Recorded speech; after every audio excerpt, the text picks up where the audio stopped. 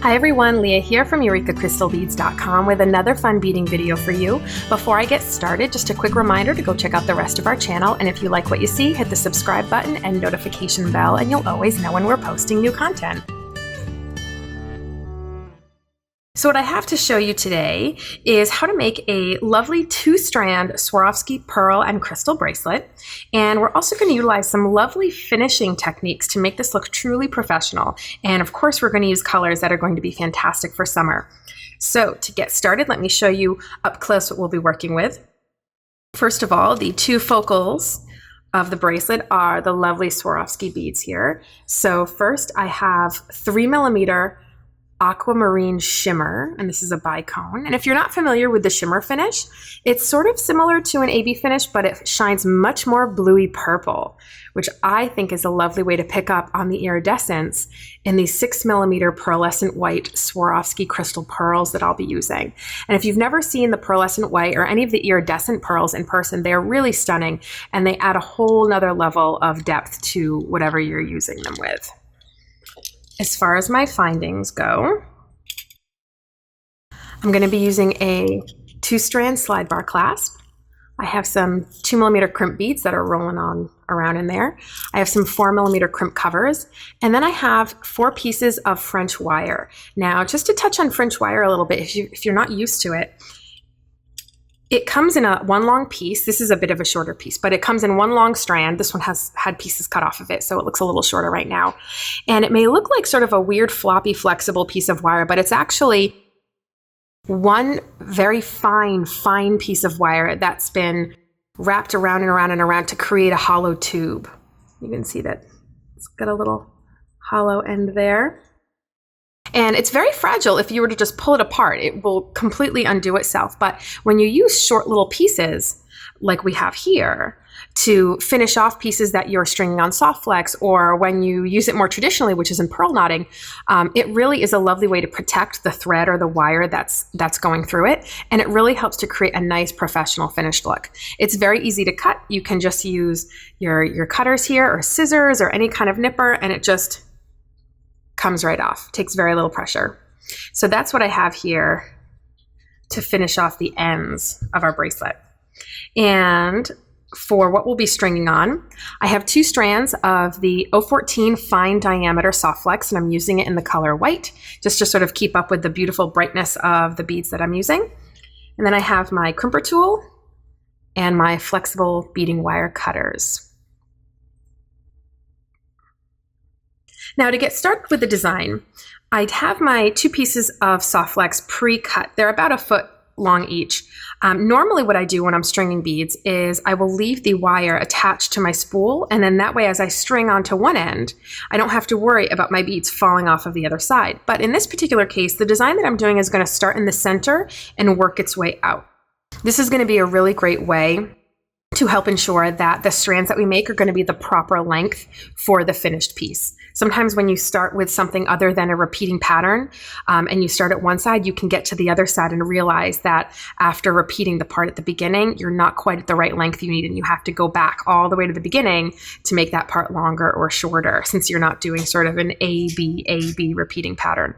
So in this case, I do prefer to start in the center and work my way out. So the design of this bracelet is one that has mostly pearls all in the centers of the 2 strands. And then as we get closer towards the clasp at both sides, we're going to start to have some crystals speckled into the bracelet, and then more and more and more as we get towards the end of the clasp. So I'm going to show you what that looks like now.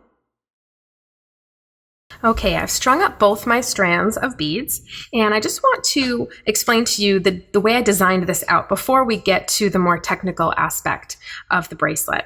So I started in the center with 4 pearls right here, and then I moved down to 3 pearls, and then 2 pearls, and then 1 pearl, and I did that on both sides. And in between those little sections of pearls, I started with 1 crystal, and then I increased to 2 crystals, and then 3 crystals. So as one type of bead is getting smaller in its amount, the other type of bead is getting larger in its amount. And to follow this pattern, I would have had 4 after this little group of 3, but I needed some extra there for length, so I did jump to 6 at that point. But this is a really nice way to utilize some basic math and transition beads in a piece, whether it's transitioning the color, transitioning the size, and I find that it's sort of an effortless way to get that transition to happen. So I have both my strands here, and I think together they're going to be lovely. They become a beautiful ocean look, definitely wonderful for the summer or any time of year that you want to wear something that's just a little bolder and brighter, and that pearlescent white is just practically glowing, which is why it's one of my favorite pearls, especially to go with this lovely blue in the aqua shimmer.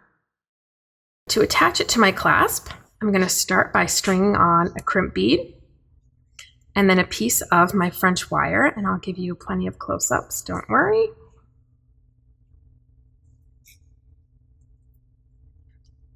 Just like this. And now I'm going to feed my wire through the loop of my clasp.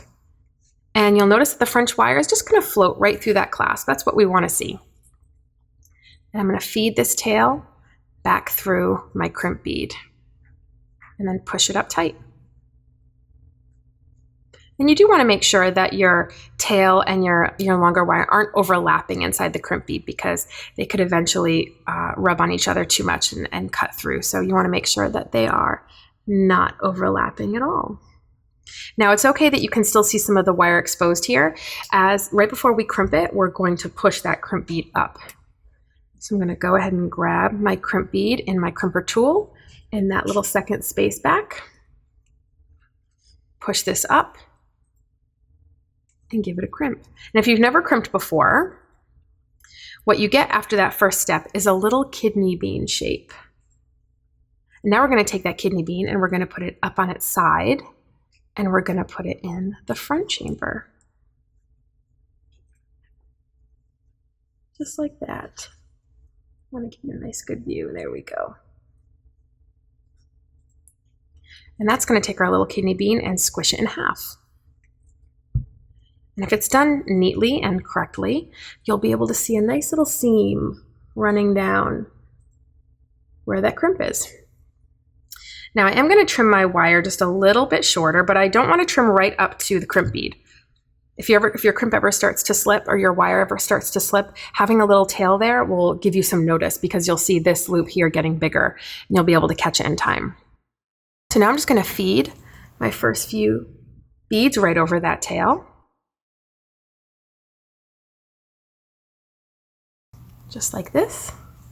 So we cover it right up. And as you can see, that French wire makes everything up there look nice and clean as it covers up the soft flex. Now my beads are slid down, and I'm going to do the same thing on the other side. I'm going to stick on a crimp bead and a piece of my French wire.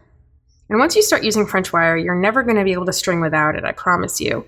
You're going to start to feel like your pieces look a little unfinished without it. And that's one of the reasons I like it so much, because after you use it, you truly realize how much it does add to what you're making. I'm going to string this through the loop of my clasp,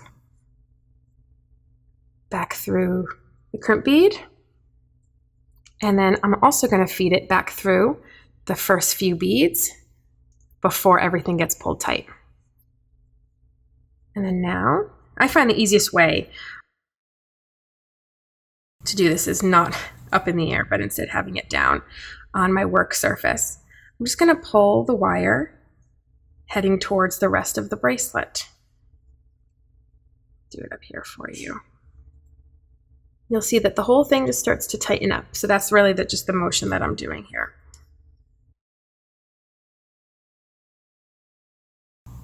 And that's what we get. I'm going to go ahead and crimp my crimp bead. Step 1, in the kidney bean chamber. Step 2, putting that crimp bead, that kidney bean up on its side, squishing it in half. And then now we can trim off that wire with our flex wire cutters here. And the way that we finish off this lastly is by adding crimp covers. And if you've never used a crimp cover, again, if you start using them, you're going to realize how much more finished they make your piece look, and you're never going to be able to not use them. So I'm going to feed this right over the crimp. The crimp cover just looks like a 4mm bead, or 4mm because that's the size of this particular crimp cover, that's just sort of been sliced open and peeled open, and then you can fit it right over your crimp. And then I just use my crimper tool to gently close it. And then what I do is I take it seam up and I put it in my crimper tool, in the very front chamber of my crimper tool, seam up, and that gets that seam closed that much more, and it takes very little pressure. So we have a nice little finished end to our bracelet. So I'm going to go ahead and get that other crimp cover on and get the other strand attached, and I'll be back in a minute. Okay, so here we have our finished bracelet. As you can see, it has a lovely sparkle to it with that beautiful shimmer on these Swarovski pearls. And my favorite part actually is that nice, neat, and clean clasp area that looks finished and professional using the French wire and those crimp covers, which if you haven't tried them yet, you're definitely going to want to give them a go.